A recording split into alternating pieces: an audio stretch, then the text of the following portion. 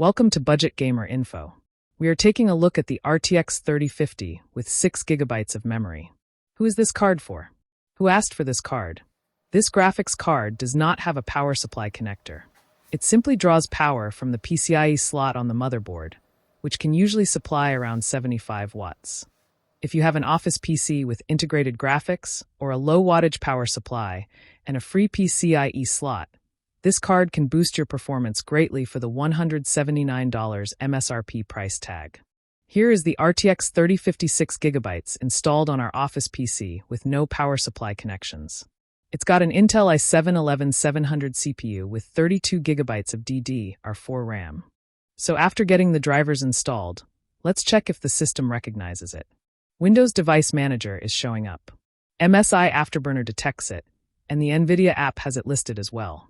Let's test it out. But first, if you like the content, please like and subscribe. Leave your thoughts in the comment section. One of the very first benchmarks we always use to test out a graphics card is Unigine's Valley benchmark. You can download it in the link on the description. For this test, the quality is set to Ultra, with 2x anti-aliasing on 1080p. Are you ready for it?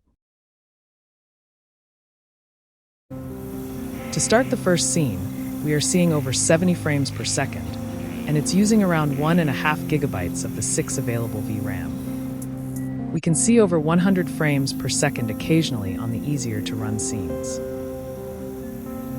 We are using about 97% of the GPU, and the CPU usage is around 10%. This may be an older benchmark that came out in 2013, but you can't say that doesn't look good. This was ray tracing before ray tracing was invented. What do you think? Leave a comment below with your thoughts. Now let's try an older but very popular title, Grand Theft Auto 5.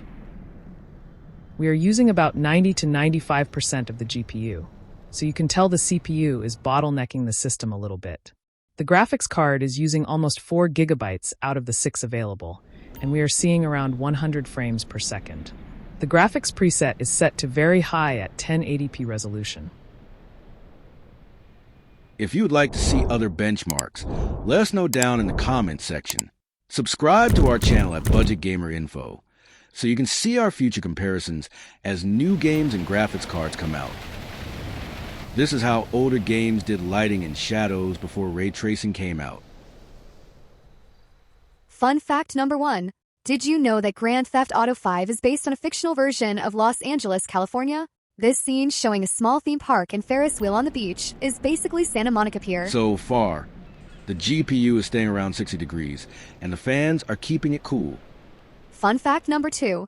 Did you know that Grand Theft Auto 6 will be based on a fictional version of Miami, Florida? Similar to Vice City. Grand Theft Auto 5 is very playable on an RTX 3050 at 1080p while sipping under 75 watts. For the $179 MSRP price tag, this graphics card can turn a completely boring office PC into a gaming system. It's small and compact and should be able to fit into most office desktops cases. You're not going to be playing Cyberpunk 2077 or Battlefield 6 at 4K ray tracing, but you can lower the settings down to 1080p at medium to high and get over 60 frames per second. This card is meant for those stuck with an older office PC, or a system with a very weak or older power supply that doesn't have an 8-pin connector required by most GPUs. For under $200 brand new, this GPU may be a good deal for those with an office PC that does not have sufficient power or power supply cables. You may even be able to find this card for under $100 used, and that makes it viable for an extremely tight budget build.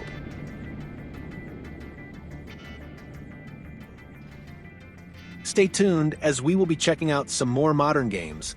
We will also check out the ray tracing capabilities and compare it to a current generation RTX 5050 with 8 gigabytes of VRAM. Here is how the RTX 3050 performs in 1440p against the 5050.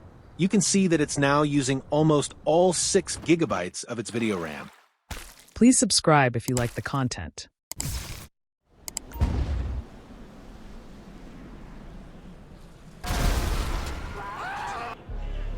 For this test, we beefed up the CPU to a Ryzen 9 5950X. To avoid any CPU bottlenecks, Cyberpunk 2077 is much newer and requires more horsepower out of the CPU. The RTX 3050 can run Cyberpunk 2077 at 1440p on high preset with ray tracing and frame generation off, and get around 30 to 40 frames per second, and using all 6 gigabytes of its video memory. If you want to go over 60 frames per second on Cyberpunk 2077 with the RTX 3050, you would have to lower the resolution to 1080p and graphics preset to medium or high. The current generation RTX 5050 with 8 gigabytes of video memory can pretty much double the performance of the 3050, and for only $249 MSRP. It is a worthy upgrade if you have the power supply cables to run it.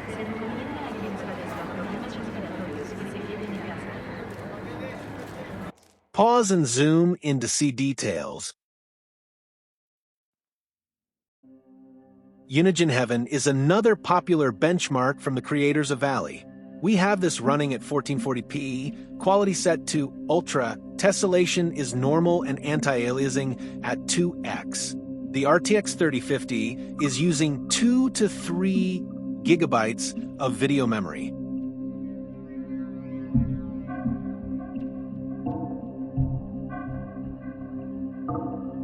This is still a pretty good looking benchmark and comes from a time when the developers put in a lot of work to optimize and make their games look good and run good.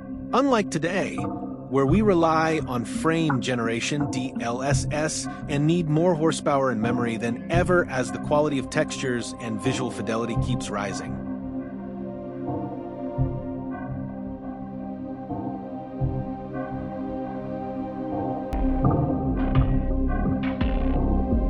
I always thought this scene looked particularly good. Look how the shadows follow the windmill blades and wrap around the lighthouse's shape.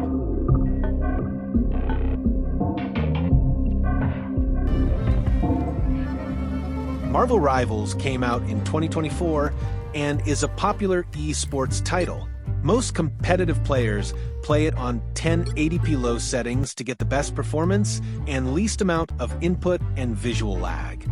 That is what we have it set up as, 1080p low.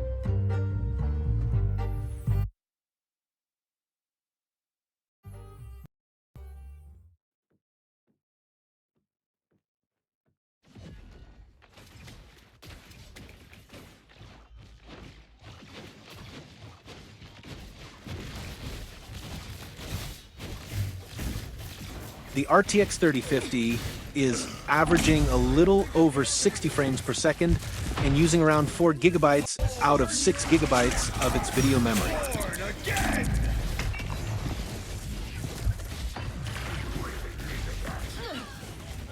The RTX 3050 averages 66 frames per second on Marvel Rivals at 1080p low preset. Can the RTX 3050 handle ray tracing? Technically, yes. It is getting around 10 frames per second and using all 6 gigabytes of its video memory. It's pretty much a slideshow, but these are some good-looking visuals. 3D Mark Port Royal is a ray tracing benchmark. Even the 5050 isn't doing much better at around 20 to 30 frames per second. 3D Mark Port Royal is a really tough benchmark to run and is a good test for higher-end systems. We just wanted to show you that yes, an RTX 3050 can technically run it. Please like, comment, and subscribe to see more content where we compare graphics cards on different games and benchmarks. Let us know what you think and what you want to see in the comments.